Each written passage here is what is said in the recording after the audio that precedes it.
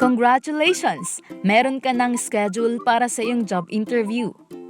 Maliban sa iyong pagpapractice kung ano ba ang iyong sasabihin at isasagot sa iyong interviewer, dapat ay alam mo rin kung ano ang hindi mo dapat sabihin sa kanila. Kaya ito ang ilang mga hindi dapat sabihin at dapat sabihin tuwing may job interview.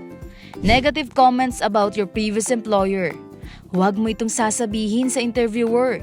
This creates a negative impression and shows a lack of professionalism. Pagsisinungaling or exaggeration. Maging totoo sa lahat ng iyong sasabihin. Huwag sabihin na kaya mo lahat gawin kung hindi naman ito totoo. Ika nga, dishonesty can easily be uncovered and damage trust. Highlight your skills and experience. Sabihin kung ano ba ang skill o na-achieve mo sa dati mong trabaho na makakatulong sa bagong kumpanya na iyong papasukan. Sharing concrete examples demonstrates your value and capabilities. Express willingness to learn. Pinahahalagahan ng employers ang adaptability.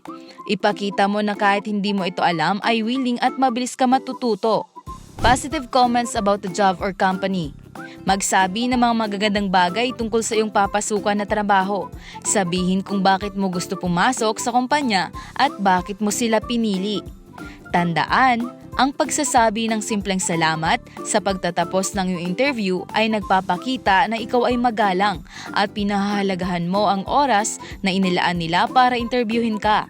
It's a small act but it goes a long way. You can do it!